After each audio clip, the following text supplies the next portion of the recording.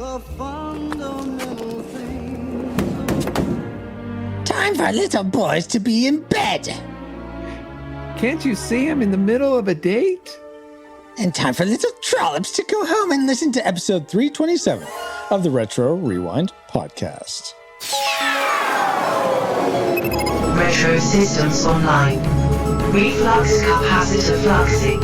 Scanning room space-time for. Don't Tell Mom the Babysitter's Dead, 1991. Rewinding in 3, 2,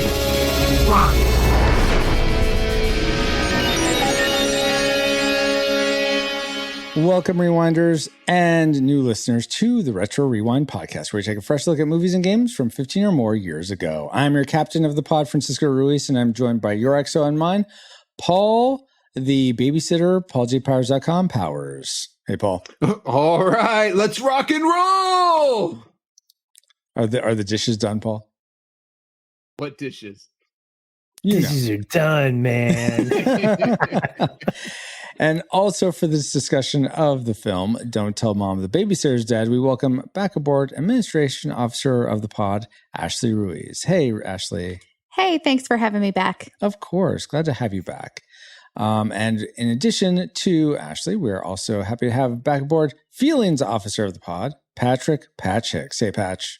How's it going? Glad to be back, enjoying another movie involving babysitters. Yes, but not anything else. No illegal substance. I mean, there was one, but not the same one from last time. It's graduated from the 80s cocaine parties to 90s weed parties. How is that graduation? But they say this is the gateway drug, so it very well could lead to something else. Yeah. Go to your room, everybody. Just go to your room. Wow. But now that you have a quick flyby of who we all are, Paul, can you give us a quick overview of the production specs for Don't Tell Mom the Babysitter's Dead? All right. Don't Tell Mom the Babysitter's Dead was released April 12th, 2024. It's rated R and runs an hour and 39 minutes. It was directed by Wade Elaine Marcus and written by Chuck Hayward, Neil Lando, and Tara Eisen. Paul, real quick. I just want to say, it's a little frustrating to me that I am only now catching that you're doing the wrong one. You said Don't Tell Mom the Babysitter's Dead. But not the one you're doing, the original. Oh, that could have been brought to my attention yesterday. Fine. I'll go back. Good. All right. My babysitter's a vampire. Oh, wait, that's undead. Sorry. Gosh. Hold on. I've seen that. Really? Yes. Yeah, I saw the movie. My Babysitter's a Vampire. It was on Disney Channel. So totally did see that. Came out in 2010. It's rated TV PG. Okay, no, not that one, Paul. No, I've seen that. Okay, Don't Tell Mom the Babysitter's Dead. Thank you. It was released June 7th, 1991. Runs an hour and 42 minutes and is rated PG-13. It was written by Neil Lando, Tara Eisen, who I said before, with lead stars being Christina Applegate, Joanna Cassidy, John Getz, Keith Coogan, David Duchovny, and a few others you may or may not recognize. And the music was composed by David Newman! Oh my gosh. Hello, Newman. All right, you ready for the box office trivia? I am ready. Patch and Ashley, are you both ready? Yeah. Awesome. And everyone here live in chat, Hafner, Bobo, Big Greer, you guys are welcome to play as well. Let's go for it, Paul. Okay. Don't Tell Mom the Babysitter's Dead was made for about $10 million and earned over $25 million at the box office. So given this fact, how high in the box office do you think it ranks among the movies released theatrically in 1991? And we'll go for the top 91. Oh, okay. Top 91. Bobo coming in hot in chat with 17. Let's go with Ashley, though. What is your guess? I'm going to guess 86 because 86. From what Wow. I understand of this movie, it did not do that great All right. in its initial run. Okay. So let's go with 86. Good old year of Ashley's birth. Nice. B. Greer is close to you there with 75. Patch, what is your guess? I'm going to go the Price is Right methodology, and I'm going to go $1. Wait. Let's go 91. I was gonna say, Sorry. wow. Dang, ye of little faith. And I thought I had such very little faith. 91. Wow. Okay. I'm going to be more generous, guys. And I'm going to go sort of, let's see, what's half of 91? That's 40, approximately 46. So we'll go with 46. All right. All right, Paul, where did it actually end up? Well, according to the-numbers.com, it came in right at 52. What? Ah. So I think that means I win. Good job, Captain. And it's Yeah. not just the moral victory for once. Ew. I love you too. Very, very much so.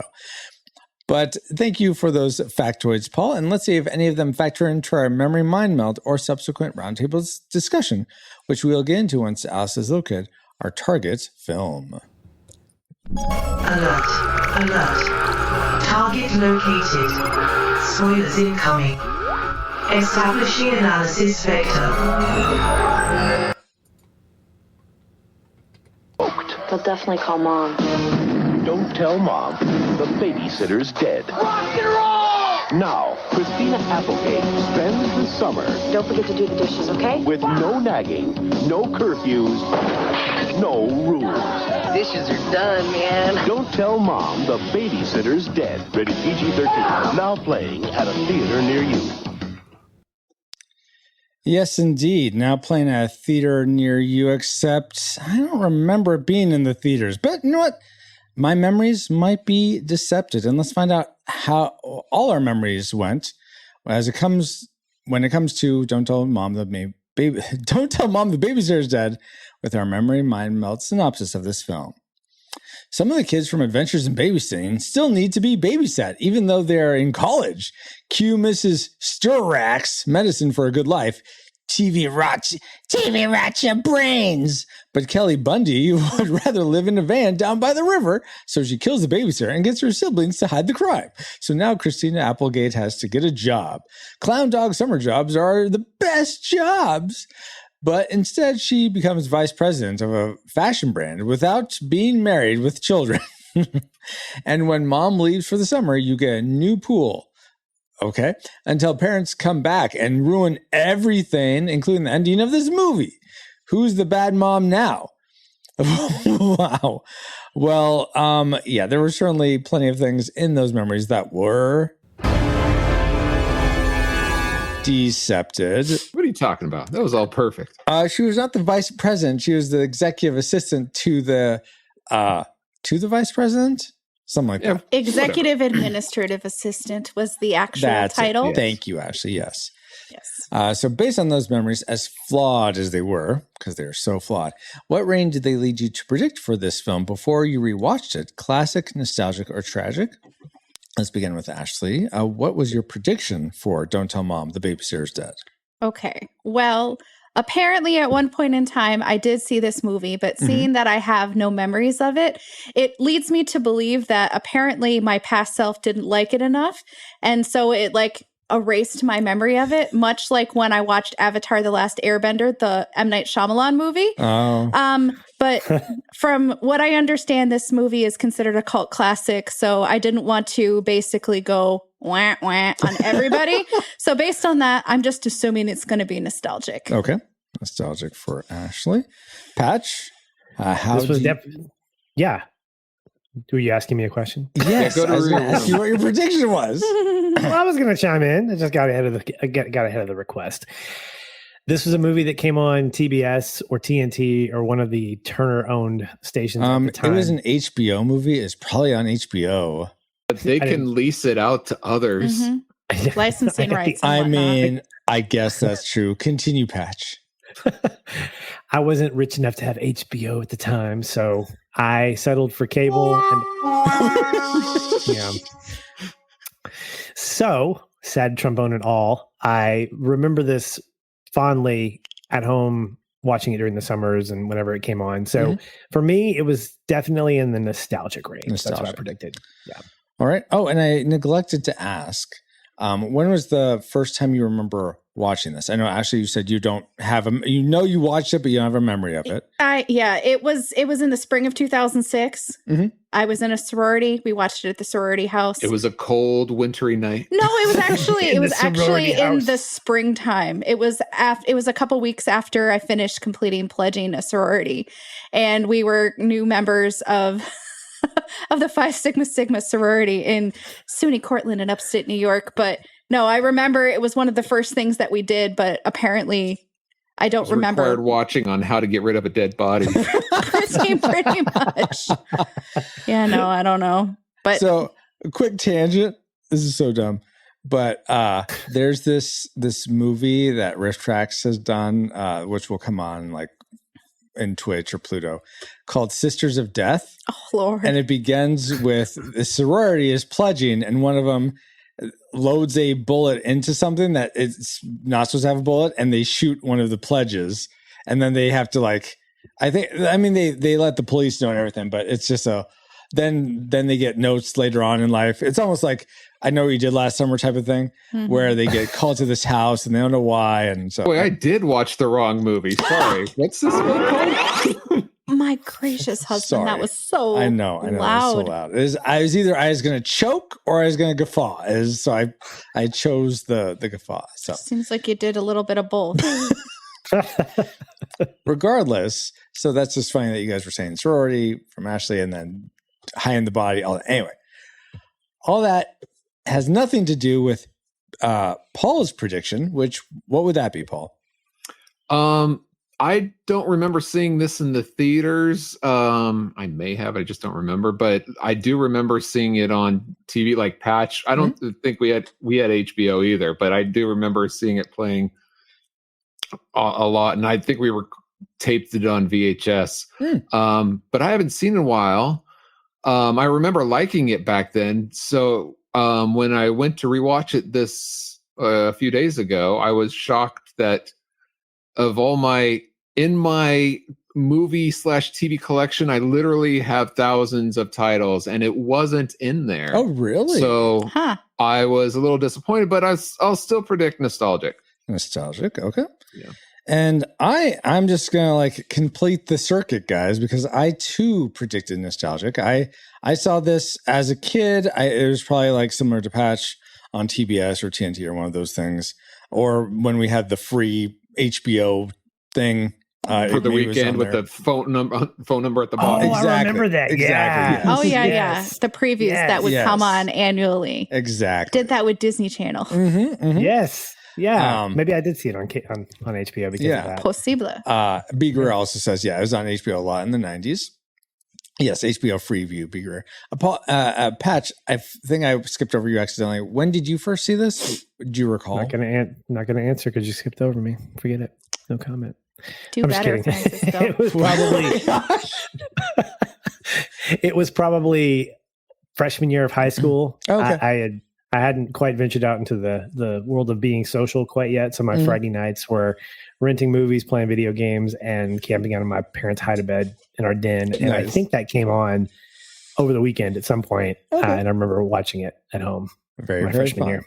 Okay. All right, guys. Well, it'll be interesting to see if those predictions come true. But first, let's get into things we liked most about this film. Don't Tell Mom the Babysitter's Dead. I'll spin up our best bits. Our best bits section. So, and I'm going to start with Ashley one more time. What is one thing you liked about this movie? One thing that this movie did right was the world that it built. The unique environment of all the different landmarks that happened in this movie. The unique environment of the kids, the Crandall household, the offices of GAW, and even a place like Clown Dog. I just thought it was so cool how they used these physical locations and they kind of took on an identity all of their own. So I thought that was incredibly well done. Yeah. I would agree with that. Not so much so that made my like list, but Patch, were the locations or something about the production make your like list, or was it something else? It's tangentially related to that. Okay. So is mine. Ooh. I like that word. I assume I know what it means, but continue. I come on the show to give you 3-syllable words to use in your vocabulary for Nice. future. So I would not expect that from our feeling officer, but please continue. My wallet's kind of light for all these $5 words, but I'll see what I can do. Emotional, 4 Nice. 4 syllables.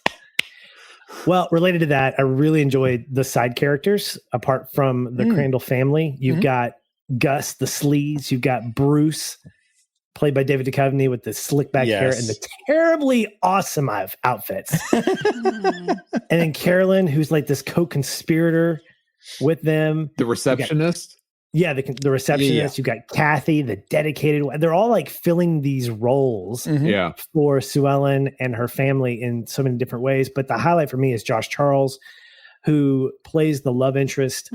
He's so much fun in this. I really is he the corn dog guy or the clown dog guy? He's the clown dog delivery driver. Yeah. So I have a history. Go ahead. I was about to say, Francisco, you're going to love him because he's also in our next movie review after this. I already told him that. Yes. I've seen Dead Poets Society. All right, continue, Patch, please. So he plays Brian in this. And yes, Dead Poets Society. That's where I really get to know him. He's also in an Aaron Sorkin comedy drama sitcom called Sports Night, in which he's actually shares screen time with Carolyn, the actress that plays Carolyn. She's actually, spoiler alert, his therapist in that show at one point. It's just really kind of cool. In fact, the IMDb trivia, I put that trivia in there, so I'm glad I'm going to take credit for that. Wait, anyway, so Carolyn, was that his sister in this movie? Yes. The and that's what I thought was receptionist? interesting. Yeah. His sister in this movie plays his therapist in Sports Night at one point. That's cool. Funny. But I really dig his baby faceness, his naivety throughout the whole thing. I mean, there are times when it's unbelievable, and there are other things that I'll kind of relate to that later on. But I really loved how him and Sue Ellen, they have those times where like, it's a great moment and it's cheesy and corny and everything, but it's absolutely. He had good moments with Swell, not Sue Ellen, just to make. Oh, sorry, Swell. Good call there. Yeah. and that relates to something else I'll talk about. So I'm glad you brought that up, Paul. But I love the toy store scene where they're bouncing around. Yes, Toys R Us, right? It looked like Toys R Us. I thought it was a Toys R Us as well. It was reminiscent of it for sure. Totally KB Toys. What are you talking about? No, those aisles were too wide and vast for No, KB Toys was way more tight than that because they usually operated at a much smaller footprint. Yeah, usually in the mall. Yeah. Yeah. But overall, he really does hit the notes for me as a great kind of early 90s love interest. Not too deep. Yeah. I mean, for a movie like this, kind of really sets the tone. And I really enjoyed watching him as well as these other characters that sort of came around and participated in this absurd plot that is really entertaining. So yeah, I love the side characters. I will just real quick, because you pretty much took one of my likes right there. I'll just say, dang it. It's fine. Before we get to Paul and how it's tangentially related to yours and Ashley's, I do want to say, I thought that Sue Ellen and Brian's romance, that's just really sweet. Lots of wonderful things about it, except in the end, I hated, but we're not going to talk about that right now. I did like the build of their romance, just the sweetness to it. So, Paul, you said your first like was tangentially related to the production in some way. Tell us about that. Yeah. It was actually kind of like the side characters and the real world building kind of a thing. What actually made me laugh, and this should have been unbelievable, but the fact that they dropped the dead babysitter at the crematorium. I thought they did at the morgue. I thought it said crematorium. Anyway, the Same dead difference. place where they buried her, instead of reporting it to the police and everything. Sounds so far-fetched, but as someone who's like had several jobs and experienced incompetence amongst employees, I could totally see that actually happening in the real world. So I thought, but as off as that is, it just made me chuckle. Like, yeah, that might actually happen, especially back in the days when they didn't have cameras in front of like all the businesses and back then. And especially if they're like, they see she's stacked with cash, and they're like, they have sticky fingers, then it's like, yeah, you don't want to say anything. Otherwise, a lot more nefarious stuff people got away with back in the day, I think. Yeah. Because I mean, look at these kids and their petty cat. Let me not get ahead of myself. Yeah, before forensics. Let's go back to Ashley. Why don't you fingerprint us some likes? I don't know. I tried to work forensics in there. It backfired horribly. Yeah. Ashley, what Yeah. So I know we've talked a little bit about how we enjoyed some of the supporting characters at varying different lengths and whatnot. And I actually liked a completely different supporting character who didn't really get a lot of screen time. Okay. I was really enchanted with the office worker, Kathy, who was another assistant over in sales. I was hoping you were going to say the dog Elvis, because he was so cute. He was very cute. He was very cute. But no, I was really enchanted by Kathy just because she just wanted to help. And she was way more qualified than Swell ever could have been. And she didn't, she wasn't catty. She wasn't trying to get at anybody like Carolyn was. She just seemed like a genuinely sweet person. And part of me just really wanted to see more of her in this movie. And I wanted at the ending for her to get the job working with Rose, because she would have been so good. Right? And she has such a good heart. And I'm like, as a former executive assistant, my gosh, she was just so sweet and so wonderful. And she was everything that I would have hoped to have been when I was one. I liked her, and I liked Brian too, but so many of these supporting characters, I have other things to say later. But those two, Brian was great, Kathy was great, the dog was great. I don't have such great things to say about other people, but we'll wait till later. Yeah. Going back to Kathy, Patch, were you on our review of the shrinking kids? Honey, I Shrunk the Kids. Yeah. So was it you, one of the characters you didn't like was like the neighbors that came by and visited and said, hey, that means flying. It kind of took it was like unnecessary. Am I remembering that right? I think so. Yeah, it was an unnecessary subplot. Yeah, it just didn't really. That actress who played Kathy is the wife there. Yes, it is. Whoa. Yes. Really? Oh, yeah. Because they go on. They try to go on vacation, but they come back. It's just dumb. No. Yeah. Yeah. But I okay, liked it. Cool. But I absolutely agree. Kathy, I listed her as the dedicated one. Yeah. She. And the whole time I'm like, yes, you absolutely deserve the job that you don't have right now. Right? She reminds me of Penny in the Inspector Gadget cartoon series. Yes. And I kept getting so mad at the end of each episode. I'm like, Penny solved the problem. You're taking credit for it. Right? Like, that's how I felt about Kathy. I was like, she did this. I'll have more to say on that later, Patch, but you're going in a direction that I will go down further in the dislike section. Yeah, and Patch, you're preaching to the one-man choir of Francisco who agrees with you on Penny. Yeah, because Inspector Gadget is like the worst cartoon. It's not the worst cartoon, but it's horrible. Why would I want to watch But I like that theme song though. I can't help That's it. fun. And I like Jason the Road Warriors theme song. No, thank really you. well. No, thank you. But yeah, just Penny. It should be called the Penny and Brain Show or something. I just hate that. Brain's not much better. Francisco's fabulous. Exactly. It's fabulous.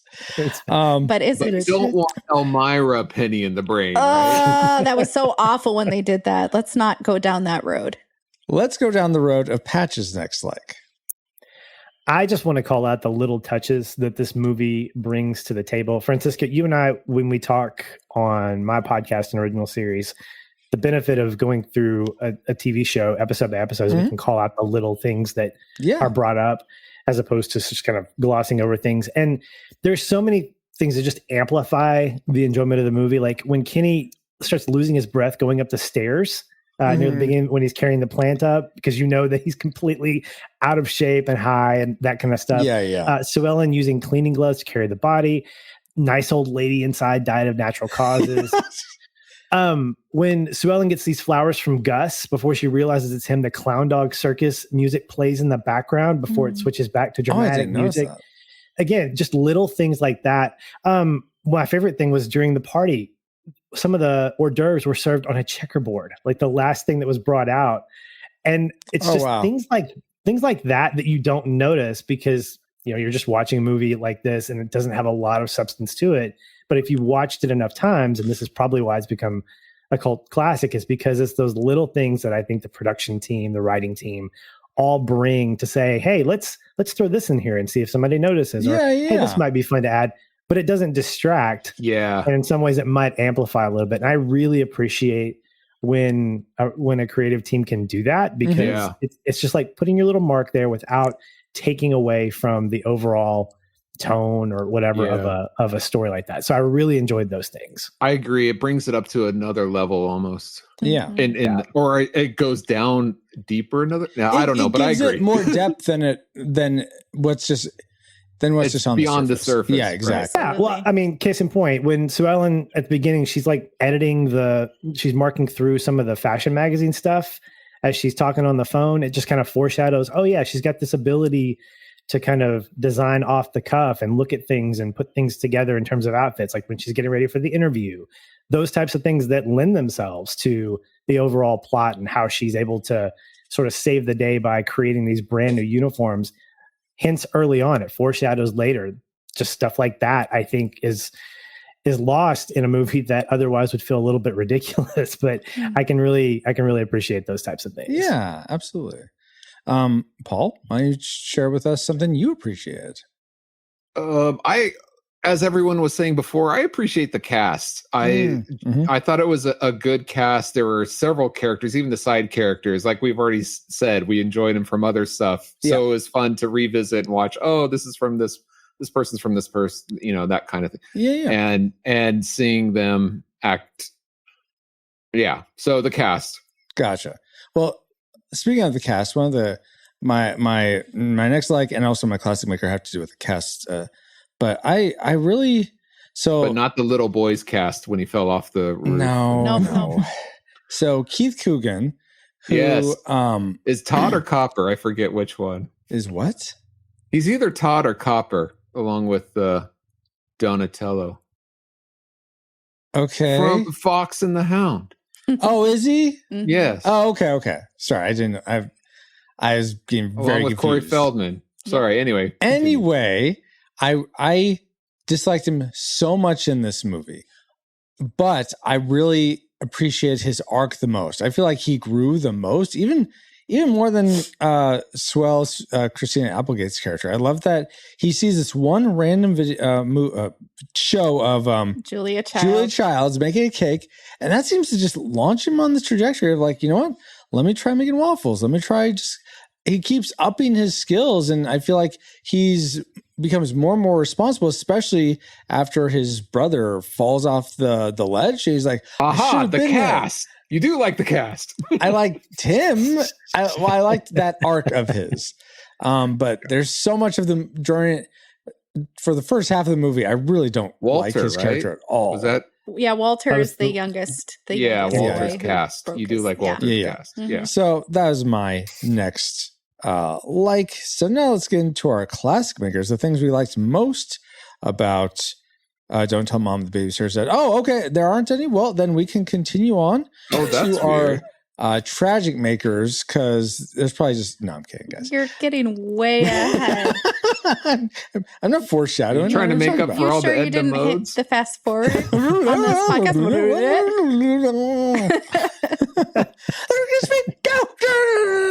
Oh my. Okay. Back to now. Let's go. Exactly. Ashley, give us your classic maker, the thing you liked most about this film. Well, suspiciously enough, my classic maker was Your Last Like. Oh. I absolutely adored Kenny's transformation from being this lackluster punk who's doing nothing and doing the dishes by literally shooting it with a 22 with his low life friends to not paying attention to his younger siblings and having one fall off the roof and break his leg to really being inspired by something as simple as just a Belgian waffle recipe. And then coming together at the end with his whole entire family. And you can see it's not just changes in behavior. He's changing his appearance. He's wanting to apply himself. And the conversation he has at the end with his friends, he's like saying, I'm done with just slacking, and I'm going to go to class more, and I'm going to do this. And it's just, wow. He absolutely has way more of a transformation than his eldest sibling does, because he's going from like 0 to 180. She just became more confident in who she was, and she had a trajectory. Yes. He was coming from literally nothing, from being like just the most infuriating character in this movie to being, honestly, for me, the most likable character at the very, very end, because I love a good redemption story. It is one of my favorite movie tropes, movie arcs, if you will. I love it. And I loved from where he started to where he ended up, because he just ended up being so good after literally hitting rock bottom when his little brother fell off the roof. Yes. And that was his like literal come to Jesus moment. He's like, I gotta get better. I don't think it was a literal come to Jesus I know, but figuratively come to Jesus moment. And it was just wild to see that transformation. It wasn't something that I was expecting, but I was really grateful for it. So you could say he hit rock bottom when his brother hit the bottom rock. Yes. You can laugh and it now, cast guys. him in a different direction. There you go. It cast him in a different direction. I like that. Yeah, there you go. But I had the setup. I got the layup to help. Moral victory, husband. Moral victory. Patch, what's your classic maker? As I just want back tears. Before I give my classic maker, I just want to point out, as I was on this show for a movie that had the word babysitter in it, also had the actor in that same movie. It did. Playing Brad. Not babysitter, but babysitting. Yeah, there's babysitting involved or not involved. Yes. Keith Coogan being babysat. Yes. And some shenanigans going on. Exactly. Yes. Just around Chicago instead of LA, I think is where they were. I think this is supposed to be LA. Yeah. So for me, what makes a movie that is kind of light on the plot, you got to be heavy on the one-liners, and this was just so full of them. And they came from, Kenny and his boys probably had the highlight reel for me.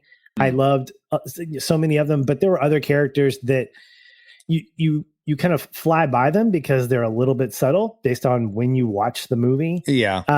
But I love things like, I think it was the clown dog manager was like, next you get to scrape the spitballs off the drive-through window with a really fun squeegee.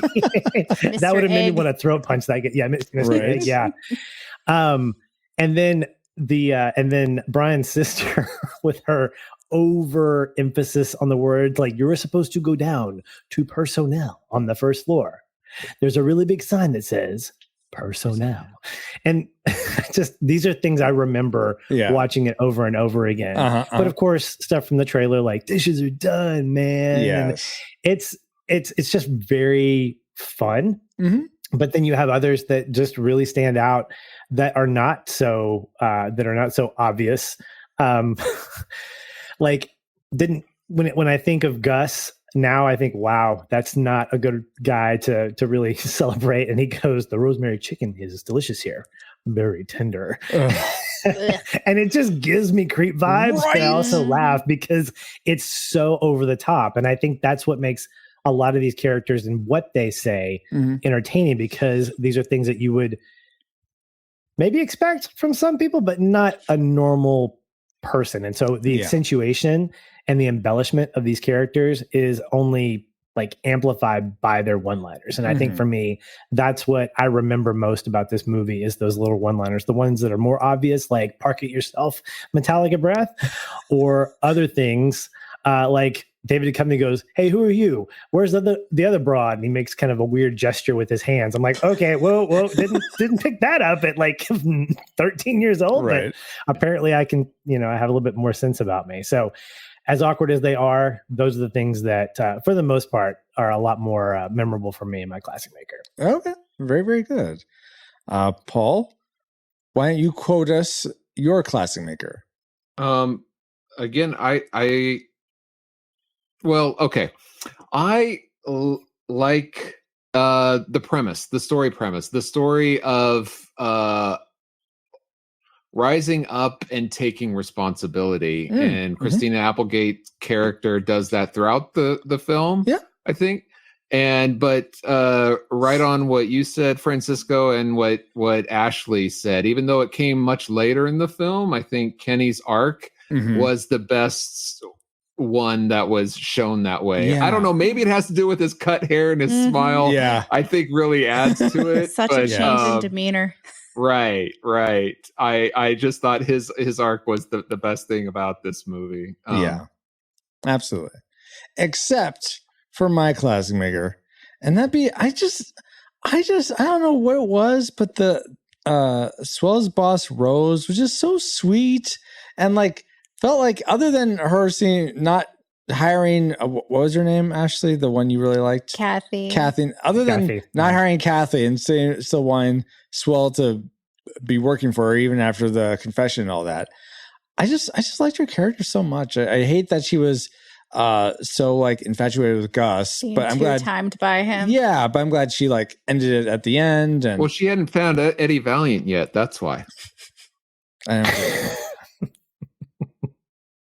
I don't get it. Okay, I'm right on top of that, Rose. But what does that have to do with Eddie Valiant? Because she was the girlfriend of Eddie Valiant in Who Framed Roger Rabbit. Oh my gosh. I was like, oh, you're right. She was. I didn't realize that. You probably didn't realize she was also in Blade Runner, another movie we covered. What? That's Don't tell me she's Sean Young. No, she's not Sean Young. Okay, well, who is she in Blade Runner then?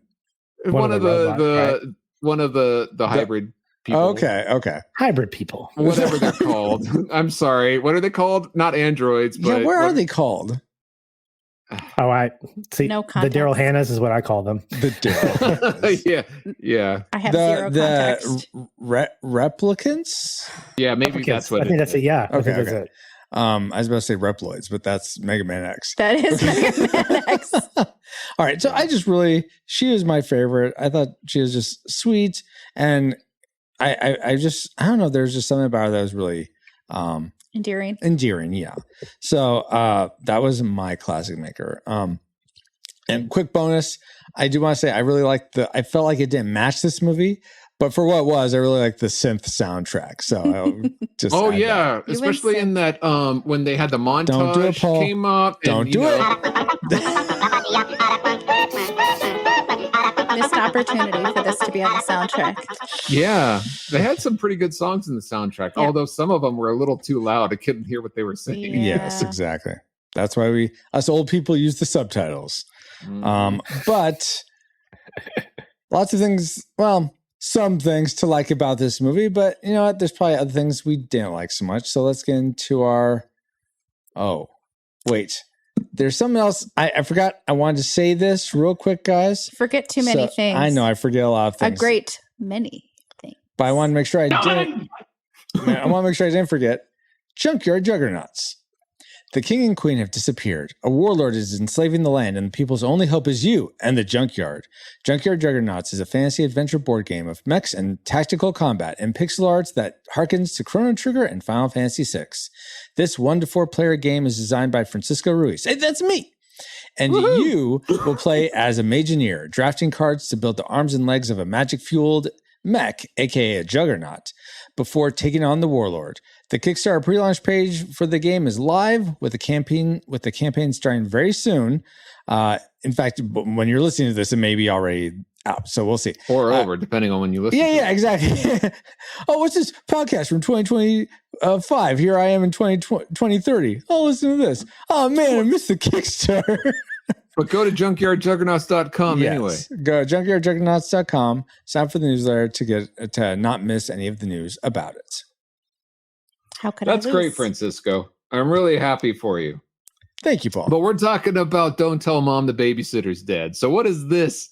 Why is this a like for the movie Don't Tell Mom the Babysitter's Dead? It's really not. It's just something I wanted to mention because I wanted to shield my own stuff. Oh, okay. It's your podcast. I get it. It's our podcast, Paul, but fine. Oh. Well, you're the captain. That's right. You hear that, Ashley? I'm the captain. Now look at me. I'm the captain. Now I'll give it over to Patch. Oh my gosh, this is not musical captain chairs. I am the captain. No? Gosh. Oh my gosh. All right, guys, fine. All right, fine. Sorry, I don't have the authority to bestow that on you. Let's get back to Don't Tell Mom the Babysitter's Dead with some trivia. Okay, that would be much better. All right. So did you all realize Keith Coogan, who we were just talking about now as one of our favorites, was told he was too old to play 15-year-old Kenny. He was 20, which was 22 months older than his co-star, Christina Applegate. Yeah. He came back to the audition in stoner apparel and a wig and got the part. Good for him. Indeed. With that in mind, my question to you all is, what is something you enjoy as an adult that most people would say you are too old for?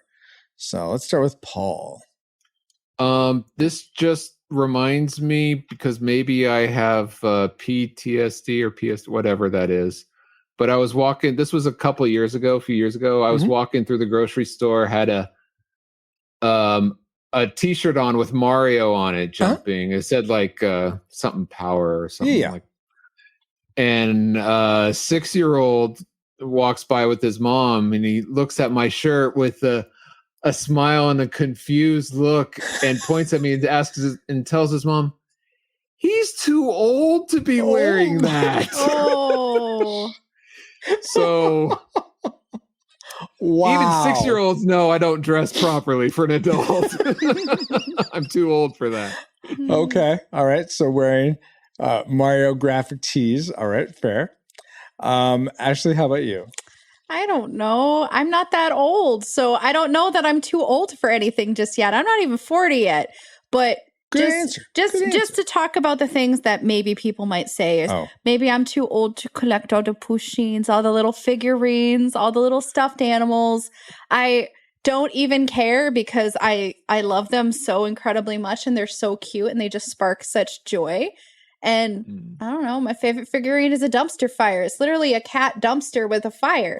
But Pushin just brightens my day and it's just such a simple little thing. And I get to share it with our kids. It's just been such a sweet thing. And you know what? Even though I'm going to be 40 next year, I'm not too old for it. I don't care if anyone tells me that I am because I don't care. That dumpster's so hot right now. It's the new hotness. It's the new hotness. Great. So I like that. Okay. And that leaves Patch. How about you, Patch? What's something that you think you're not too old for, but other people might? Well, my wife would say it's refined sugar. So. I get that.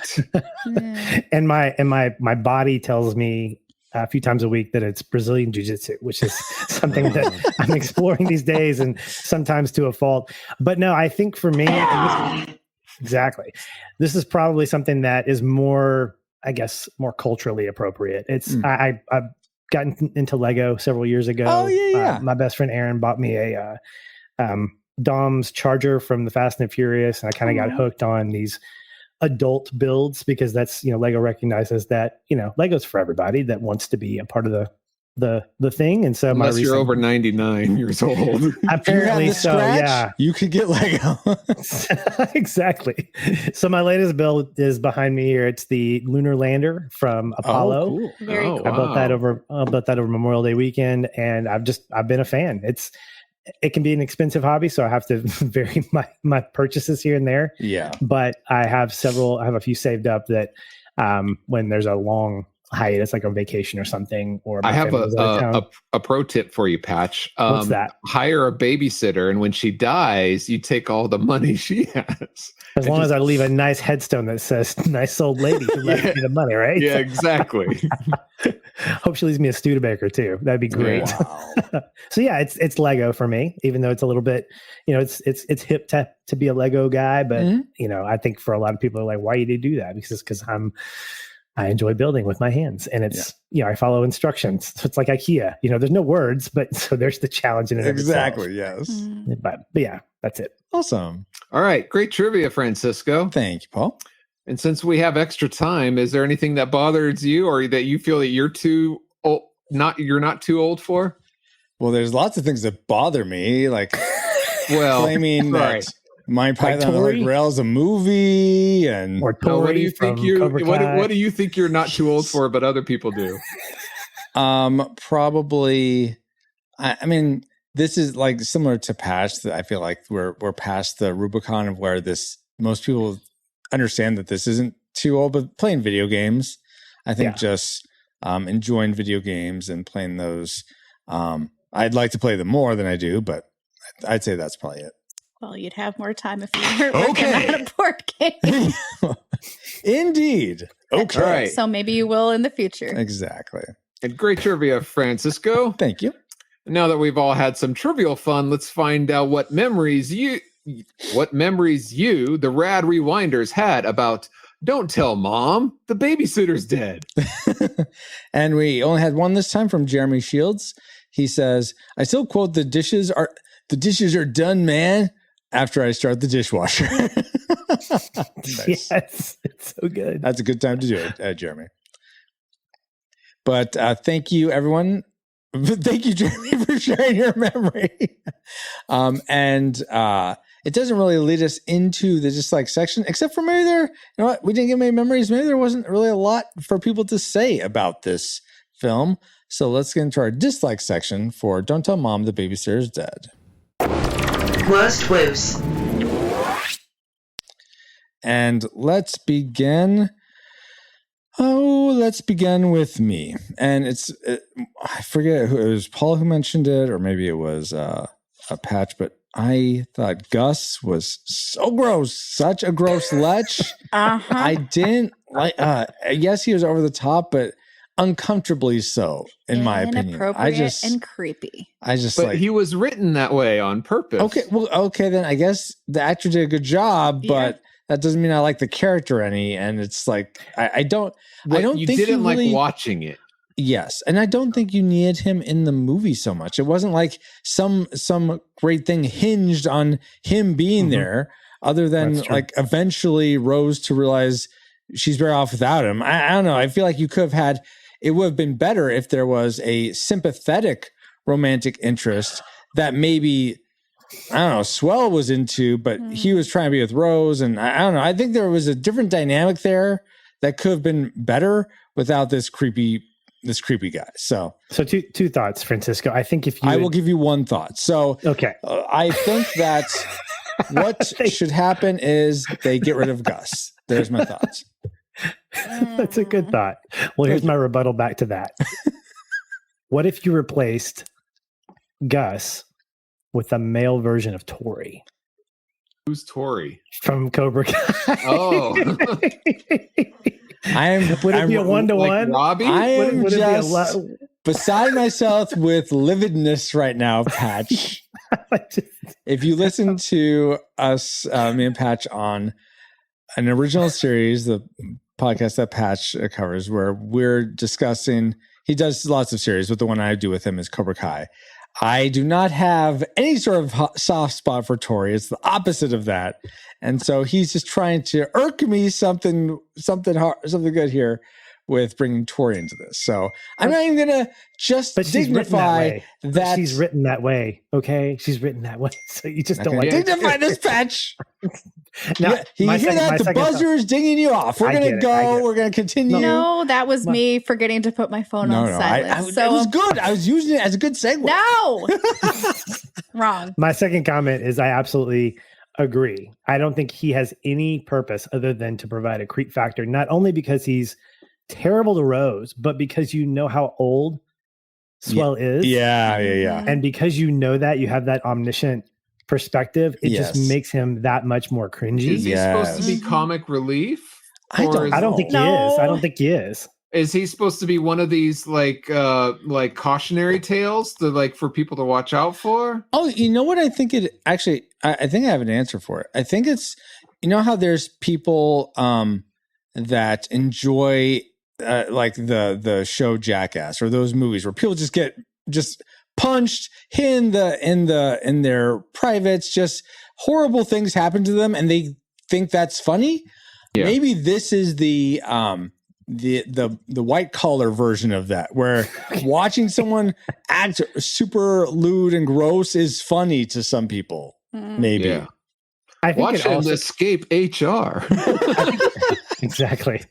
I think it also provides sympathy for Llewellyn, and it gives her a little bit of agency to show her strength, because there are 2 or 3 times where she rebuffs his comments, where she says, Right. no, I'm not interested. It's part of her growth to overcome that's that. where she has the ability. She's not an immature high school girl in those moments. She recognizes when no means no, and she's ready to throat punch the guy. So he is an obstacle for the character to overcome. That's what the role he plays. I guess. gotcha. Yeah. But that was my first dislike. Sorry to go off there for a bit, but let's go to Paul. What's something you disliked? Well, I had first written down the word swell, like who names a daughter swell? But what, as the movie went on, they didn't mention it that much, or it wasn't written on a chalkboard. It's not in your face as much, but is in my face. It began to bug me more. It felt like Rose, her boss, she was wearing a wig because I think so. Her hair is so full of volume. Each scene, it felt like it was a wig, and it was like, can't they do something better? Like, it just bothered me each What's time. interesting is, did you know that Keith Coogan was wearing a wig through most of the movie too? But that looked better. But I'm sorry, Joanna Cassidy, if that's your real hair, I mean, it looked well combed and well groomed, almost too well groomed, right? And it looked like full of volume, but too much volume, like a little too wrath. Yeah, sorry, it bugged me. That's fair. She couldn't turn her head left or right. That's what made it. It's like, and the shoulder pads, I think, were oh my gosh, the shoulder pads in this movie, jeez, over the top. Well, that was the style back then. Yeah, women. So that was your dislike, Paul. It was Rose's wig is what I wig, had written down. Yeah. Patch, what really wigged you out about this movie? Just a hair few things. Sorry, that was a jump there.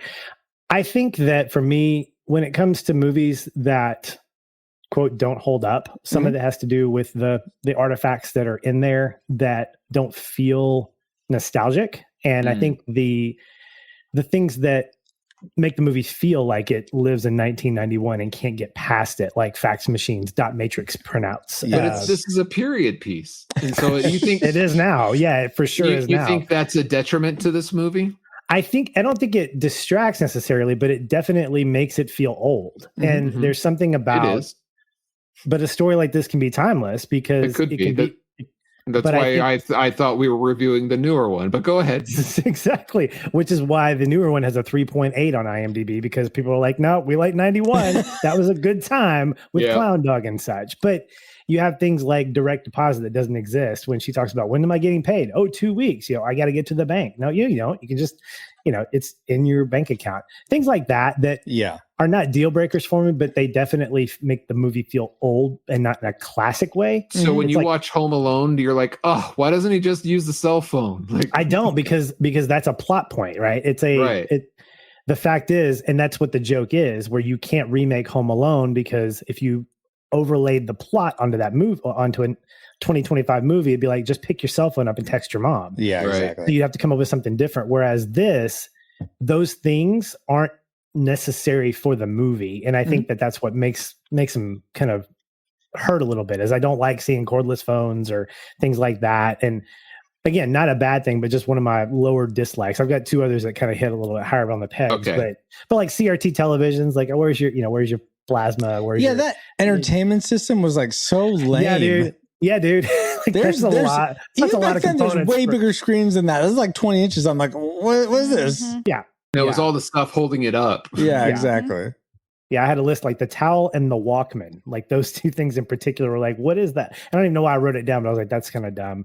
But I did write the fashion, especially at the show. I'm thinking, was that popular? No. Even in 91? No. Like that feels a little bit. That was overboard. That was the Met in the colors, yes. The styles, not so much. Yeah. And Bobo in chat agrees with us. What is this? A TV for ants? Exactly, Bobo. Oh my word. So yeah, the dated things is what I absolutely. About. Ashley, was it the day of things for you that you just liked or something else? No, I am going to channel in on some characters and not just one particular character. I am just going to basically say, for me, how unlikable the vast majority of characters were in this movie. Hey. So don't tread on my tragic characters, but you like the side characters, but you didn't like the side characters. Is that what I'm hearing? What I'm saying is I liked 2 characters in this movie, basically. And the thing that I say about unlikable characters, it applies to the main set of characters more so than the supporting characters. Because gosh darn it, to me, everyone is so unlikable. Yeah. Swell, the way that she goes about like just plagiarizing a resume book, making some minor tweaks, not correcting anybody, just lying through her teeth, stealing from petty cash, leaving the petty cash out so her siblings can just rob her blindly and somehow put themselves $3,000 into debt, and then falsifying records for this party at the end. Her siblings just spending all this money like it's nothing. The fact that they take a dead body, stuff it into basically like a piece of luggage, leave it at a mortuary. All these characters are just so unlikable. The babysitter, she's unlikable too. And she's horrified by Kenny's. Are you saying like, because these are the main characters that you're talking about, we kind of root for them, and they're supposed to be like role models, but they're not showing role model values? Is that? They're showing that you're rooting for a character that has really obscene behavior. It's just their character behavior. They're showing people who lie, people who steal, and ultimately don't really have any kind of remorse until the very last minute when they're more concerned with being caught and basically being like, oh crap, I'm going to be in trouble. But they're not showing any kind of remorse. So it's really hard to root for a character who doesn't want to lose her vacation and doesn't want mom coming back from Australia. So they craft this entire plan and everyone just goes along with it. And these characters are unlikable. Even the receptionist trying to plot against because she knows she's a fraud. And then the David Duchovny character plotting alongside her. Everybody is just unlikable. The only people who I liked were the people who wanted to help people. Kathy was sweet. And Brian just probably thought that Swell was, gosh darn it, she was pretty swell. She was pretty. He liked her as a person, but he was misguided because these characters are so unlikable.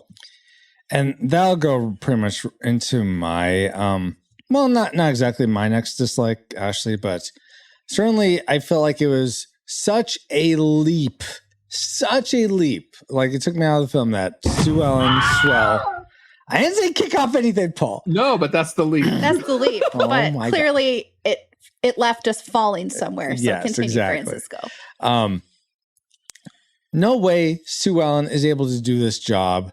I mean, it's just, and Ashley could probably speak to this more, having actually been an executive administrative assistant, but that she delegates, quote unquote, these QEDs to poor Kathy.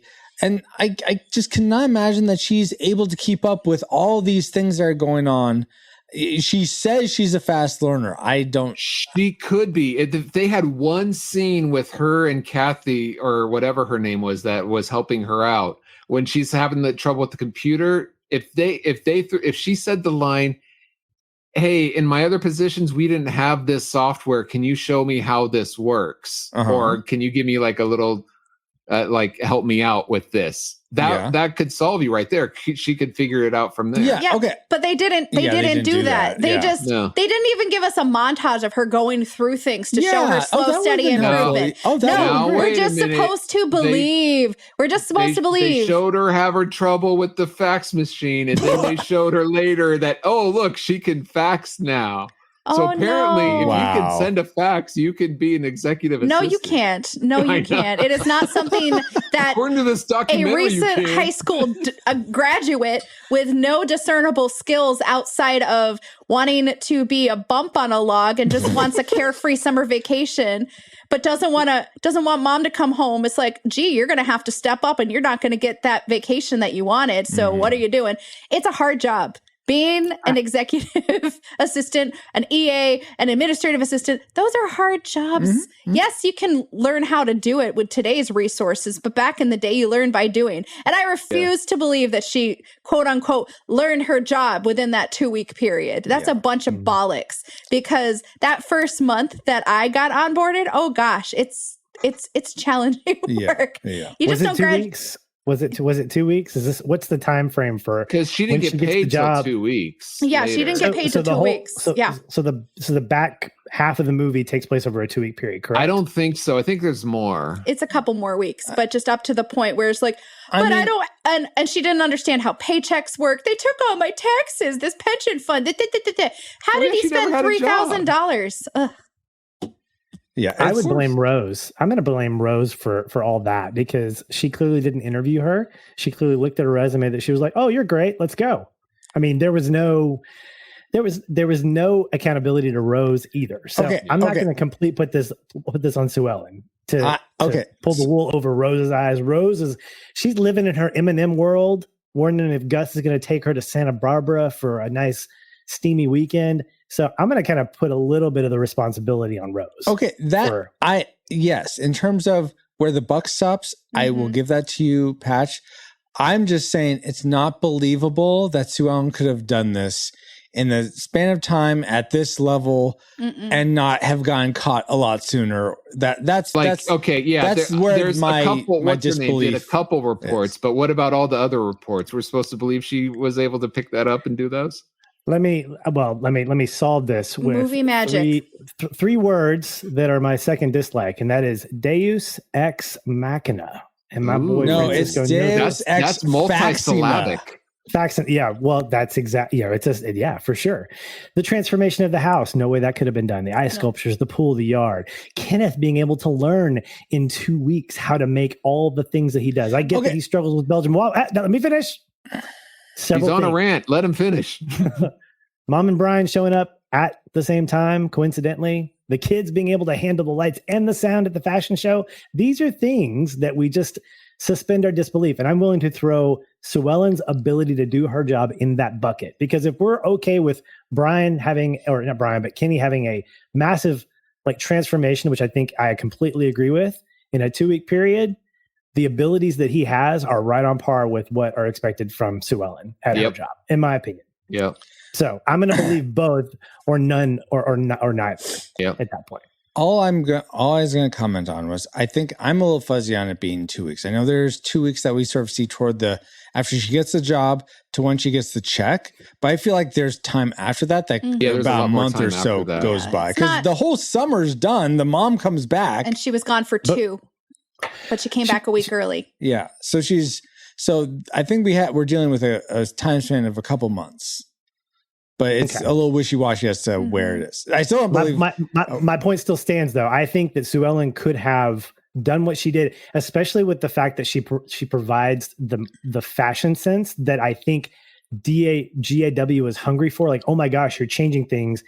And there's a naivety, I think, that gets implemented here by Rose and other people, because they're like, wow, you're doing something incredible here. It's not that they're saying, well, we'll just ignore this other stuff. I think they are doing that because of the fact that they're so hyper-focused on this thing that will save the company. Like the fact that she's doing this amazing thing, I think they just so happen to be unintentionally ignoring the fact that she can't do her job, her day-to-day stuff. Oh, yeah. And you got Kathy doing it. That's what I'm saying. Is I don't think she's ever becoming competent at an EA.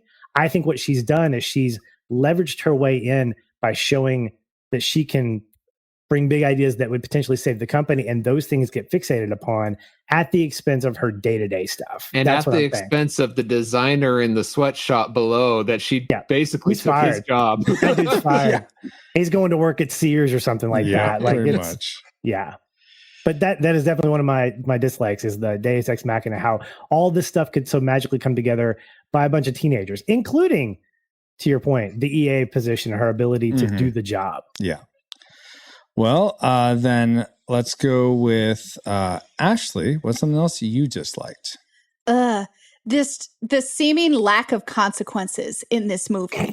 How they do all of this criminal behavior, and And mom comes home and they're like, we'll just talk about it in the morning. So you don't know what even happens to them. You spent $3,000 in a company's money. You impersonated this. You committed basically fraud. It's petty cash. It's not traceable, especially in the 90s. Wow. I don't care.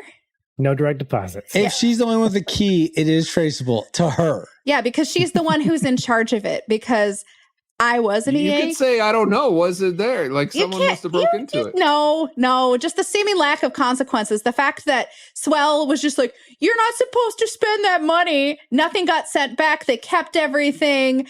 And then when Rose at the end, she's like, you have such great ideas. And I want you to be my personal, I want you to continue being my assistant. You're amazing, blah, blah, blah, blah, blah. And it's like, no. Hey, good assistants, they're hard to find. No, they're not. Sadly, they are not. It is a great industry. People are innovative and endearing and they pioneer stuff. It is not the hardest job in the world, but for a 17-year-old, it absolutely is. But here's the thing. If you're just lying through your teeth, if you're stealing, if you're doing all of these things, I'm sorry. There need to be consequences. It took me out of it. Just because you're an untrustworthy person doesn't mean you're not a good person. That's what the world will tell you, but that's what this movie tells you. Yeah, that's definitely what this movie tells you. Let me use this movie as my barometer for morality. But I'm going to say, what makes a great movie is actually seeing a character grow from their experiences and actually having some integrity and accountability. And the vast majority of these characters, yes, she gives a speech at the end. The only consequence she has is she gets in a fight where their pseudo boyfriend, they break up for a time, but then she even gets back together with him at the end. No consequences.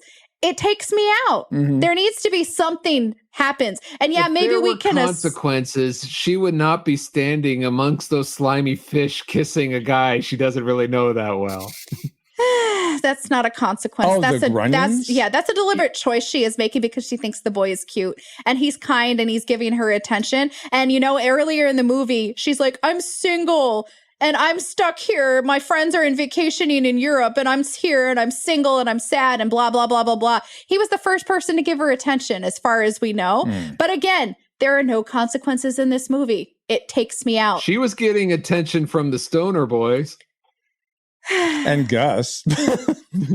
But no. Unwanted attention. Sorry. I totally get that, Ashley. Yeah. And that leaves Paul. What do you wish you didn't have to pay attention to in this movie before we get to our tragic makers? I'm right on top of that, Rose. Or Francisco, whoever you are. It's kind of what Patch said is one of his likes is the characters that were like sleazy and jealous and were over the top for fun. For me, it ruins the movie because it's too over the top. So at least for me, I didn't enjoy the over the topness of the receptionist and Mr. X-Files. Oh, by the way, did you I'm curious, Francisco, did you recognize who the receptionist is from? I mean, I looked up that she's one of the moms in Kindergarten Cop. Yeah, she's the mom in Kindergarten Cop. No, not the mom. She's not the mom? No, she's the mom of the kid gets beaten. And then Arnold Schwarzenegger comes out and says, if you hit, I hit you, or something like that. Oh, is she? She's not the mom that's married to the criminal that she was with Dominic. She's not Dominic's mom, no. Oh, okay. Because that woman's a blonde. I'm sorry. Yeah, I misunderstood. Anyway, but I just thought the writing of the characters were a little over top. I wish they were a little toned down so you could still get that sense of who these characters are, but without it being over the top. Very fair. All right. Well, let's get to our tragic makers, guys. The things we disliked most about Don't Tell Mom the Babysitter is Dead. Ashley, let's begin with you. pivoting back to Patch's dislike about the Deus Ex Machina. I thought you were going to pivot back to Patch's like. No, no, we're everything that down. Patch likes. We are far past that. No, Okay. but we're going to pivot back to that Deus Ex Machina. I didn't find anything in this movie believable at all. And because I can't suspend my disbelief because there's so many pieces of crap things that are happening in this movie, it was doesn't. the 90s. You had to be there. Well, I want to say this movie came out in 91. Yes. I was 5 years old when this movie came out. I didn't see it then. I didn't see it until I was 19. And apparently I didn't remember it because it was so unmemorable. And I wish I could go back to having no memory of this movie because nothing about this movie is believable and it just takes me out of it. I don't believe that a mom would go on vacation to Australia for 2 months, hire a crotchety old lady. I mean, yes, an old elderly babysitter could die, but I don't think kids are going to know enough to rally and drop it off at a mortuary. Yeah. Honestly, if someone dies, you should be calling 911. All of the over-the-topness. No, because then the mom will come back and it'll ruin their vacation. It would mean the movie would be over in like 15 minutes, and that would be fine with me. And kids, trust me, I would be tempted not to call 911. Yeah, but I'm a relatively compliant child. But no, the lack of believability in this movie, all the Deus Ex Machinas, it took me out. Nothing felt real. Everything just felt like a farce with all the lying, the lack of consequences. I'm like, this feels like an alternate reality because I don't feel like teenagers and young children would be able to get away with all of this. It's movie magic. Sure. Yes, you're trying to hype it up and make it box office fun for kids in the day to be like, oh, wouldn't it be so cool if we get to rent our house over the summer? But then the oldest sibling would have to work. No, none of these things happen. No, sorry, movie. Are you sure? No. Yeah, and my treasure maker is very related to that, so I'm just gonna keep going with the Ashley train here. I felt like, okay, so first off, I don't see how this mom has this property.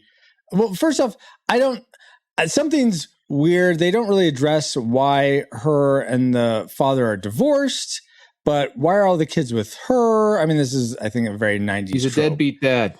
I don't know, though. I mean, because some of the kids wanted to call dad, but then some of the other kids were like, no, you don't want that. But so I wish I knew a bit more. It wouldn't help you. It would help me. It would help me at least put this in a box. But regardless, I thought this mom was so, irresponsible. Just fine. Yeah, let me just go away from you kids for 2 months. I mean, I'm a parent.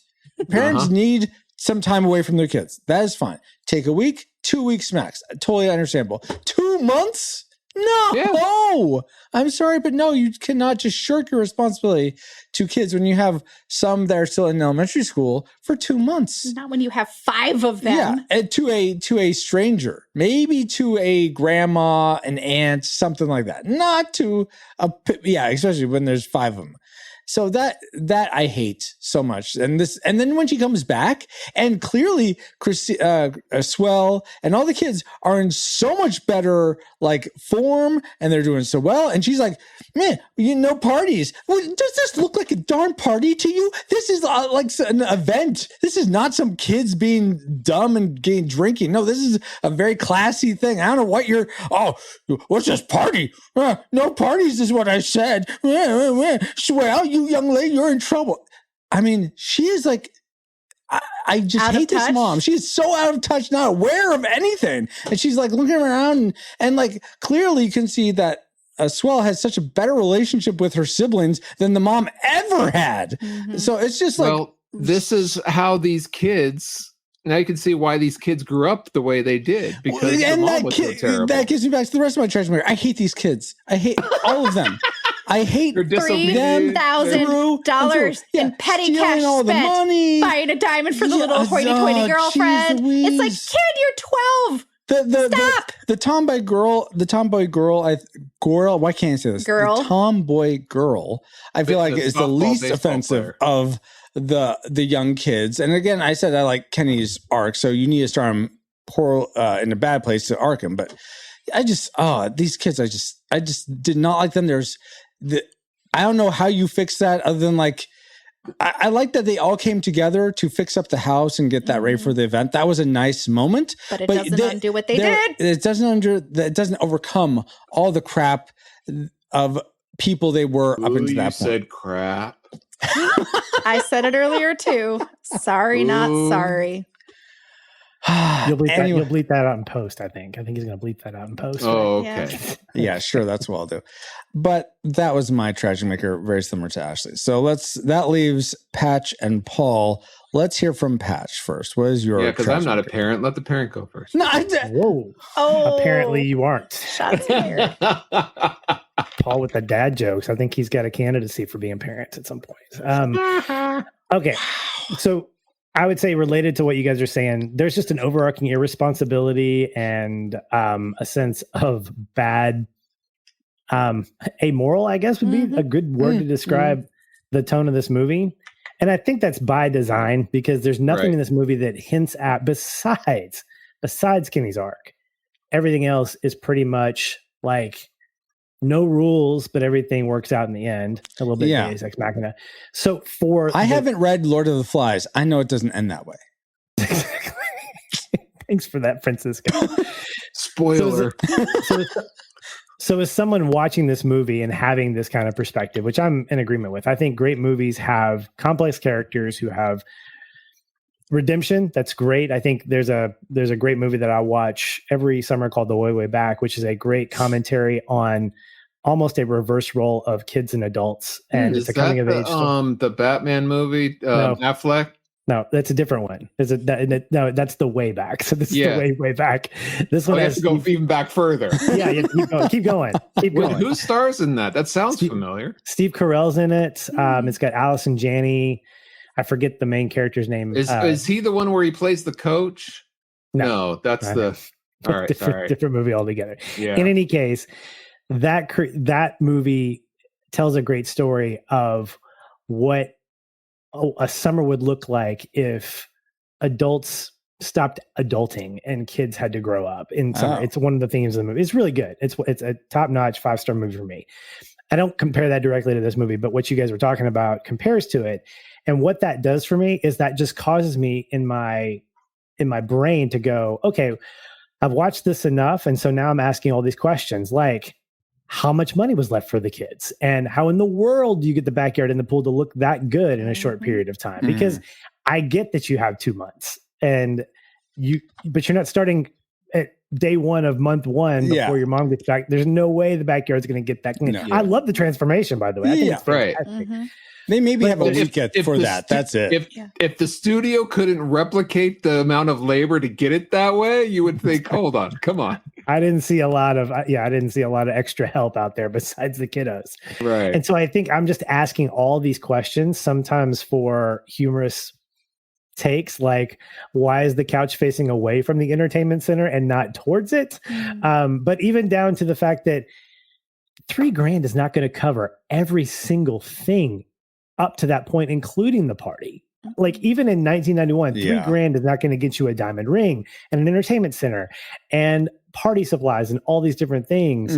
And so for me, from just kind of a humorous standpoint, I'm thinking this movie is unbelievable. I think there was initially $3,000 in there. I assume the more was put in after the fact. Maybe so, but then because over several months, over a couple months, you're going to grow that.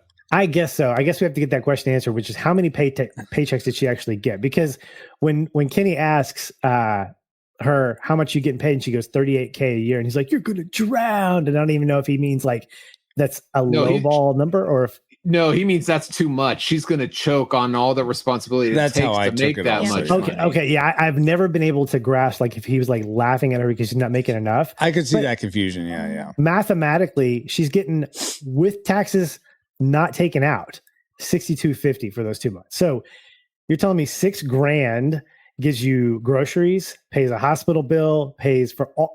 The unbelievability of. Fair enough.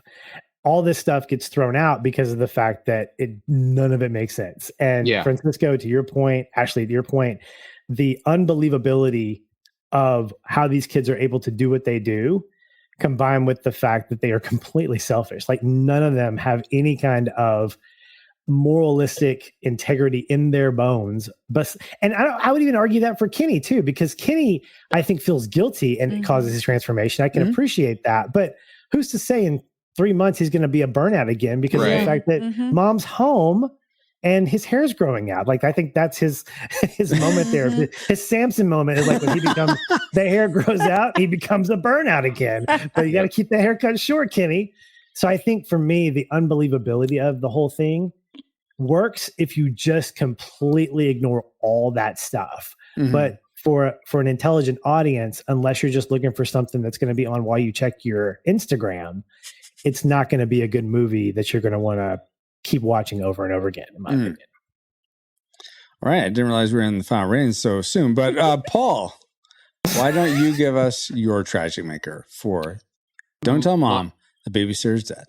My tragic maker is similar to everybody's, that it hinges on unbelievability. And I'll say this movie builds up to the climax at the party, and it just, towards the end of the party, it goes so over the top that it doesn't make sense with the clown dog guy on a loudspeaker is not on anybody's right mind when you can see there's parked cars and there's like an event there. You're not going to go on the speaker and start messing with that, especially if you're trying to win over the girl. Right. And then, the mom, like you said, the mom coming back in the middle of the party. It's not one of these college ragers, exactly. One of these high school parties with underage drinking going on. There is an organized event that anybody in their right mind, even if they have jet lag from just traveling from across the world, they're not going to come and break it up. It all spiraled out of things that, even if you're following the progression of the logic of the movie where these irresponsible kids are getting away with everything, it doesn't add up to why this could happen, rather than just someone saying, oh, what would be outrageous if this happened, and then this happened. And it's like, it doesn't follow the logic of the movie, even as much as that doesn't make sense. The overall logic doesn't make sense. It doesn't follow it anyway. So the ending of the party just doesn't make sense to me. It kind of fizzles out. I mean, the fact is, there's too much resolution there. Right. I'm not one that's necessarily looking for punishment. Right. But the fact, like, well, the buyers decide to buy anyway. Don't worry about it. It definitely fizzles, and not in a cheering, yay, the company's saved kind of a way. You know? Yeah. Like Sue Ellen even calming her mom down, like, hey, we'll talk about it in the morning. And you're supposed to kind of feel like, oh, that's funny. You're being the mom because mom was irresponsible and left you home alone for 2 months. Like, she's the actual teenager. Like, she tells her to go to her room. And that just, to me, there's an absurdity. And then there's like, that's just not, I would, she has lost control of her children at that point, but she did when she left the house at the beginning. So I guess you can kind of assume that, she's not going to have any kind of power. And that's kind of risking the message of the movie being parents don't matter. Right. Kids actually will eventually learn to figure things out. And as a result, they'll get jobs that they didn't earn. They'll have transformations that are unrealistic, and they'll have hair that's now short, and get the hot girl of the sister that you apparently are older than. That just all those things will apparently just come together. I'm happy with happy endings. I'm happy with a nice little bow on that. This movie, I think, to a point, maybe unintentionally, throws a knock at parenting. And as a parent, I can watch this years later and go, that's not cool.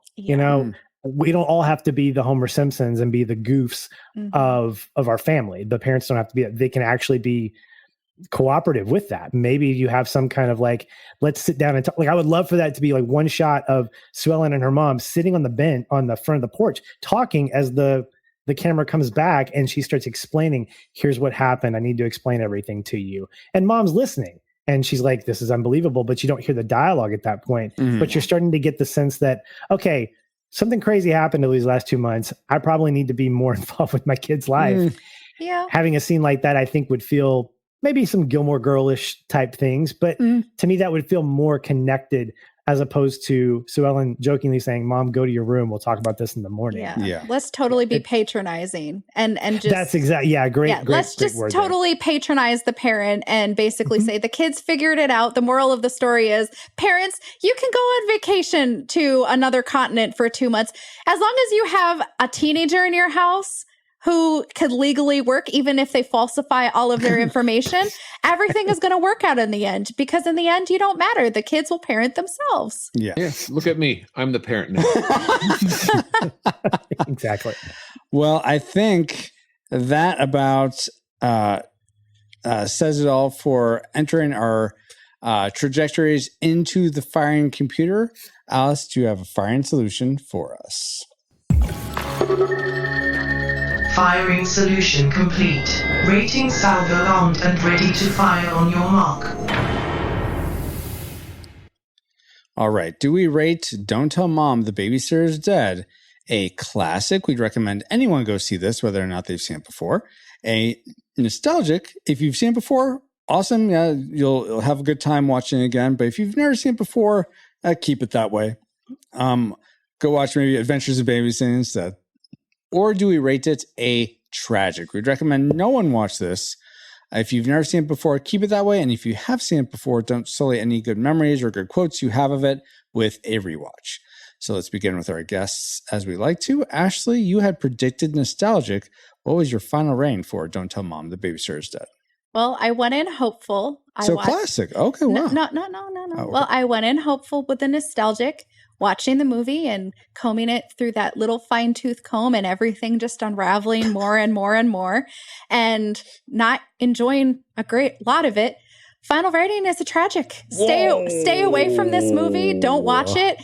Especially if you are a parent, it will just infuriate you to no end, because it basically says that you don't matter, that you're irresponsible, and that somehow your teenage child who just lies through their teeth to just completely inconsequential is a better parent than you could ever dream of being. So yeah, let's set this movie on fire, leave it in a fiery dumpster. Don't waste your time. Maybe you should bury it in those landmines with the old copies of E.T. The Atari The E.T.? Atari E.T. Yeah, it needs to be buried in the mine, like, oh my gosh, like that. Because no, tragic.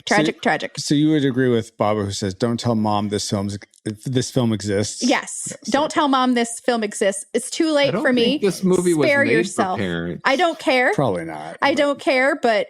I honestly was surprised, real quick as an aside, that was an HBO movie. It felt very much like an MTV movie to me, much more than the HBO movie. But regardless, so tragic for you, Ash. Tragic for me. MTV movie didn't really become making more movies till the late 90s. As much. My bad. I'm just saying. Yeah. No, you're not wrong. Okay. I like the sound of that I'm not wrong. Patch, you likewise had predicted nostalgic. Where did it end up for you? Well, I mean, you've heard my thoughts. You know how my heart is. That being said, this is a movie that starts with a really wild, unbelievable, unrealistic premise, and it ends with an unbelievable, unrealistic conclusion. So it stays true to its form. All right. Good job. It really does. Yeah. And the fact is, gotta love some one-liners. I'm always going to be a fan of seeing things get cleaned up and made nice, like the house and Kenny. And that Kenny, so striking.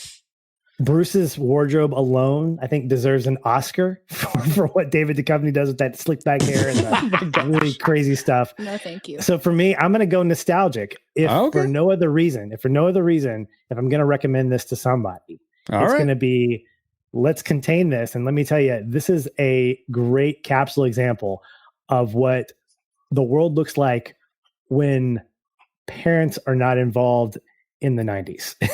Specifically. So Nickelodeon in the 90s. MTV, and then I would say MTV in the 90s. MTV. Okay, yeah, for sure. Yeah, that's true. But I think it's worthy of a discussion to talk about the fact that this is a fairy tale. This is really in and of itself, it's a fairy tale. Fairy tales have morals. This does not. No, it's an amoral fairy tale is what it is. And amoral. that would work. I'm into Gotcha. that moralness. Yeah. So I would say for me, it's nostalgic because it's one that I have a fondness for all the things that I mentioned, but I clearly recognize it for what it is from a far from classic in terms of being like no redeeming message when it comes to the things that I would agree with or the things that I would champion. Gotcha. Nostalgic cautionary tale. Yes. Yes. That's a great way to put it. Thank you. There you go. So we didn't get any votes from our reflex capacitors. Maybe they haven't seen this in a while or haven't seen this at all. Automatic tragic. Oh no. Paul, why I double dare you to give me your rating. Well, I predicted nostalgic. Yes. And I remember liking it. And my heart wants to say nostalgic because of what Patch mentioned. There's some funny moments, and you can actually reference it if it comes up occasionally. If other people have seen it, it's a fun reference. But my brain wants to say, don't sully this with the rewatch, not because of the moralness to it, like you guys are mentioning, but it's just not as fun, as engaging of a watch for me. I think you would be better off spending your time watching these other movies that you have in your 2C list. I think you'd have your time is better spent watching those other movies that you haven't seen yet. So my brain wants to say tragic based on the definitions that we have, while my heart is saying nostalgic because it's not that bad, and if you enjoyed it before, you probably would enjoy it again. Okay. But so I'm right on the line of it's like both. But so I have to pick one, and I'm gonna go with my brain and say tragic. Sorry. All right. Welcome to the dark side. We have cookies. The way you just did you say we have cookies? We do have cookies. I can make them. The way you described that, Paul, it brought to mind this type of analogy. Tell me if this rings true for you. It's like a treat or dessert you remember loving as a kid, and then maybe your parents didn't make it, or you just didn't eat it for a long time, and as an adult, you're like, oh, I remember that thing. I want to try it again. And you eat it as a grown up, and you're like, ugh, this doesn't taste nearly as good as I remember it. Is it kind of like that? It's close. It's not that bad. Okay. It's not like, oh, this is gross. How could I like it as a kid? I could say like, oh, I could see why I liked it as a kid, but it's not as great as I remember it. Yes. Yeah. But it's not that bad. Like I said, but there are other desserts I think are worth trying. Okay. Instead of having that. Gotcha. Well, then that leaves me with 2 tragics and 1 nostalgic. And I mean, Patch makes some really excellent points, but not enough good points for me to rate this anything other than tragic. It's a Tory from Francis. That's right. Get on my face, Tory. Might as well have cast Peyton List as the lead in this. Wait, so do you hate her more than Robbie? I just hate the character Tory. No, not Peyton List, but do you hate the character of Tory more than the character of Robbie? Oh, you're talking about in Cobra Kai? Yes. I'm sorry, I thought that's what you were talking about. No, I thought you were about to compare Swell with Tory, that's where my mind got crisscrossed. If anyone's heard the Retro Rewind's review of Cobra Kai, you really dug into Robbie as not liking his character. So now I'm hearing that you don't like Tory. So I'm curious. Here's the issue, I think. And having seen Cobra Kai in all totality, I think I have a softer spot for Robbie. Okay. I've gained a softer spot for Tory, but I still dislike Tory much more. Okay. Proportionally, more? Per Tory? capita, I dislike Tory more. So who do you hate more, Tory or Kreese? Tory. Wow. All right. Tory or Silver? Really, is this what we're doing now?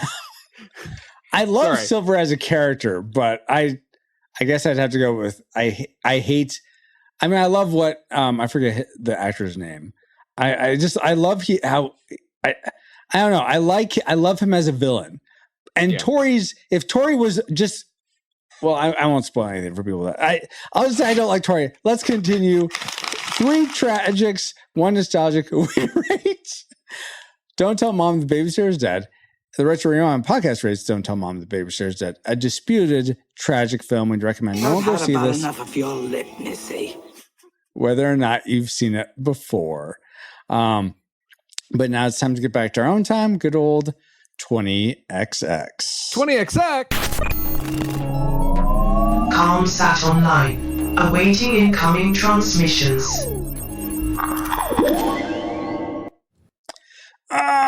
Feels good to be back, but we wouldn't have been able to travel back to 1991 to begin with if it weren't for our amazing reflux capacitors, namely Deborah Powers, Geek Devotions, Drew of the Cellcast, Ashley Reese. Oh, you're right here. Yay. Woohoo! Kennethan, Fabulous Lomax, That's Our Babo, D. Tungsten, Daryl Hafner, Cool Deluxe, Dustin, He's a Big Deal Warford, Flux, Redeemed Otaku, in addition to 2 other awesome patrons as well. Thank you all so much for keeping the gigawatts coming. If you want to help keep us flying and get bonus content for your generosity, head over to retrorewindpodcast.com/support to start.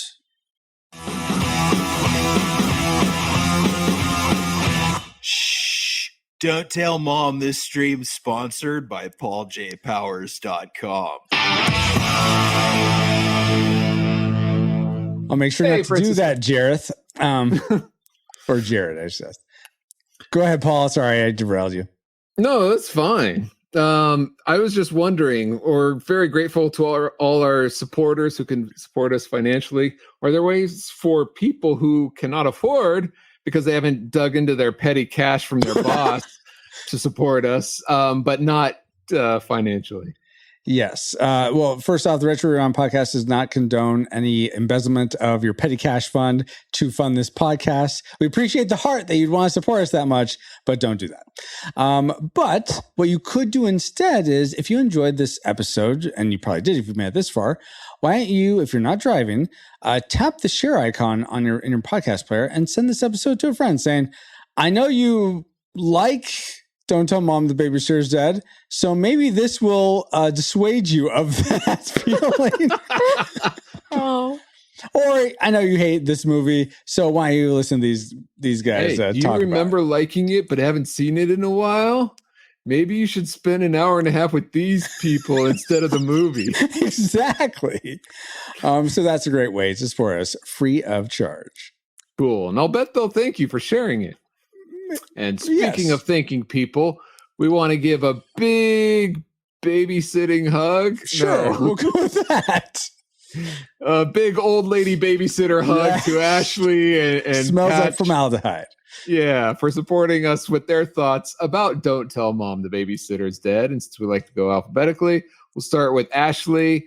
How can people find you online if you want to be found? And well, you can find me on the platform formerly known as Twitter. Find me at Ashley Ruiz 1186. I tweet about all things faith and fandom.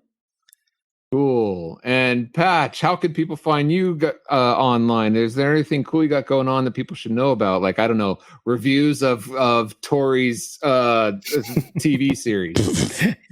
all of Tori's TV series. Oh, you're covering Bunks next. Okay, interesting. Exactly.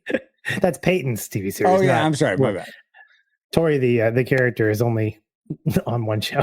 Good point. So far. Yeah, you know what? There is an unlikable Tori in Saved by the Bell for a little bit. Mm-hmm. Oh, true. Jesse's replacement, right? Wait, was that no Kelly Kapowski? Kelly Kapowski. Yeah. Oh, that's right. Yeah. The jacket was good though. I like the jacket that she was wearing. I'm pretty sure her name was Tori. It was Tori. No, her name was Tori. Mm-hmm. She was a biker. Yeah. That dated AC Slater, right? No, for an episode, Zach maybe. got together for an episode. And Jesse Spano was with Slater, but I think Tiffany Amber Thiessen and Elizabeth Berkley were off Saved by the Bell for that time. Yeah, Tori Scott, she's a triplet, right? In real life. Oh, really? Oh, okay. Yeah, if you've ever watched Parent Trap 3 or Parent Trap Hawaiian Vacation, the triplets are in there. She's that, yeah. Oh, well, alrighty. The more you Parent know. Trap the College Years. Is it Parent Trap the College Years? Is that... No, that's Saved by the Bell, the College Years. Oh, sorry, my bad. Anyway, where can we find you, Patch? Well, besides right here, making rational arguments for why this movie's nostalgic. Wow. Maybe not. No, it's you can find me on Twitter at Shoeless Patch, or X. I'm just going to call it Twitter because it'll eventually go back there, I think. That's my prediction. But yes, I also host a TV series review podcast called An Original Series. You can find it around the interwebs. Just do a Google search for it. Look it up on your podcast catcher. Francisco, as he mentioned before, he has been on the first to cover the first 2 seasons of Cobra Kai. He will be back in the fall to cover season 3 and possibly beyond. We're going to get through this series if it kills us or if it kills Tori, whichever one comes first. And please tune in and enjoy those conversations. We cover a bunch of different series: Ted Lasso, Cobra Kai. Just got through covering Watchmen with another co-host, and we're going to be covering The Last of Us Part 2 this fall as well. So tune in there. Awesome. Well, thank you again so much, Ashley, Patch, my awesome babysitting friend, Paul. And all you rewinders, new and old, for another fun voyage. We also want to thank Alutrick for enhancing our music. Find him at alutrick.bandcamp.com or youtube.com/@Alutrick. That's spelled ALLOOUTRICK, then the number 8266 for the YouTube. So thank you so much to him. And speaking of websites, I am pauljpowers.com. You can find what I've been up to lately at pauljpowers.com. Oh, .com. Okay. And you can find me on our Discord for show announcements or just to say hi. Find us there at retrorewindpodcast.com/Discord. Wrong one. This podcast is a proud member of Culture Box, a curated collection of podcasts, videos, and articles that will provide you a balanced meal of content. You will find culture celebrated for its past and future, satirized for its extremes, explored in study, and created anew in story.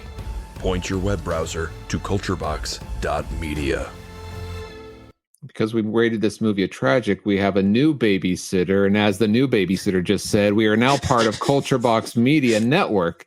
Find all the shows unpacking truth through story, comedy, and geekery at culturebox.media.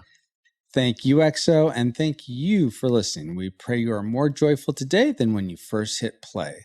But like a Pokemon, we got to catch you all for, I don't know, there's some poets, they're dead in a society, I guess. Our next adventure on the Retro Rewind podcast. Retro Rewind mission complete. Proceed to base to await next mission.